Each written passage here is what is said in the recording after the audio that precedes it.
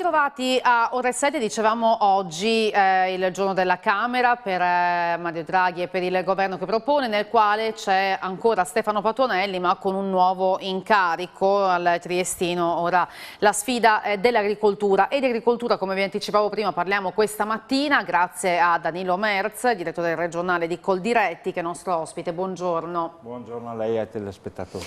Leggevamo sul piccolo, insomma, una sfida dell'agricoltura. Patuanelli che ha detto: così non mi diranno più che non mi occupo del Friuli. Questo è un gancio che ci permette di parlare e di chiederle quali sono allora le sfide sul tavolo per quanto riguarda l'agricoltura. È chiaro che parliamo di aspetti locali, ma ci inseriamo in un contesto non solo nazionale, però legato proprio anche all'aspetto a livello comunitario.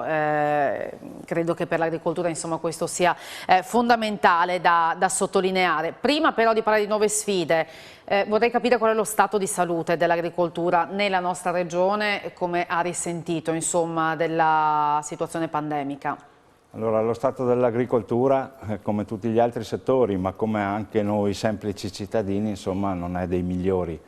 Alcuni settori sono in grande sofferenza, mi riferisco al settore agrituristico, al settore florovivaistico, che insomma con la chiusura di tutti gli eventi hanno risentito molto di questa situazione, ma anche ad esempio del settore vitivinicolo, con il canale Oreca che lavora a strappi, diciamo così, sicuramente non vive una buona situazione. C'è da dire però, e questo fa ben sperare, che nel 2020 in piena pandemia l'unico settore economico che ha aumentato le esportazioni è stato l'agroalimentare, ha raggiunto la cifra record di oltre 46 miliardi di euro e questo sicuramente fa ben sperare che con la ripartenza possa essere da impulso anche per tutto il Paese. Mai come in questo momento, insomma, si è riscoperto il valore dell'agricoltura, il valore della sovranità alimentare e questo fa ben sperare per un futuro migliore.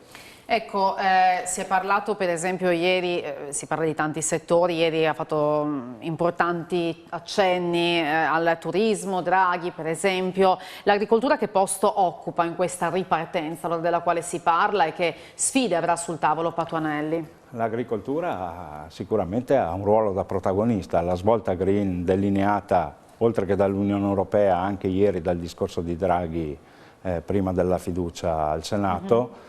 È chiaro che pone l'agricoltura al centro.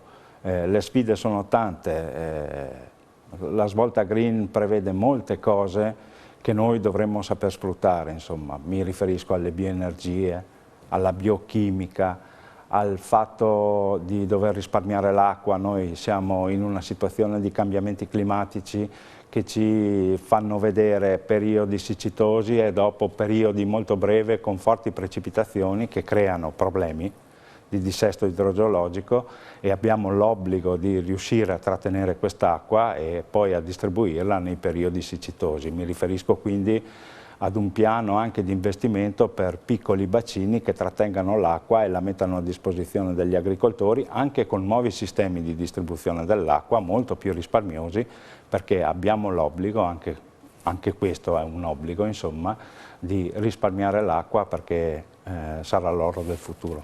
Agricoltura quindi trasversale, insomma, dalla transizione ecologica alla stessa agricoltura, certo, ovviamente, allo sviluppo economico, certo, più in generale. Parlando di riparti direttamente, di riparti economici, perché insomma questo poi sarà di riparti di fondi, il Friuli Venezia Giulia come si pone? C'è qualche richiesta particolare in questo senso? Ma devo dire che sarà questo il periodo anche dove si andrà a discutere la nuova politica agricola comunitaria. C'è stato questo spostamento di 2 anni in avanti e questo è il momento di riuscire ad incidere come Italia, come Paese, sulla politica agricola comunitaria, perché noi siamo l'agricoltura più performante e più green d'Europa e quindi abbiamo diritto ad avere più finanziamenti. E poi c'è la questione del riparto fra le regioni che sarà discussa, ovviamente questa è una discussione tutta interna al nostro Paese, dove alcune regioni, soprattutto quelle del nord, il Friuli Venezia Giulia in primis, rivendicano non più un riparto sulla base storica di quello che si è fatto, ma un nuovo riparto, perché ci sono regioni che stentano a spendere i soldi che sono messi a loro disposizione e che poi rischiano di restituirli in Europa, e quindi è chiaro che regioni che invece hanno sempre speso tutto quello che avevano a disposizione pretendono un riparto migliore per loro. E guardando anche alle sfide locali o comunque alla gestione di problematiche locali, mi accennava prima che c'è un appuntamento in programma per quanto riguarda convivenza, agricoltura, fauna selvatica, che è sempre un tema importante. Che sviluppi ci sono? Questo pomeriggio si riunirà il comitato faunistico che dovrà dare il parere, che è un parere obbligatorio, sulla delibera che la giunta regionale si appresta a fare dopo aver ottenuto il parere positivo dell'ISPRA per iniziare l'abbattimento selettivo dei cinghiali in previsione anche delle semine, dove negli ultimi anni abbiamo visto disastri considerevoli, insomma, e quindi per evitare questi disastri, ma anche per evitare danni ai cittadini che si sono già verificati, insomma, anche in questi ultimi tempi, si vuole contenere questa specie.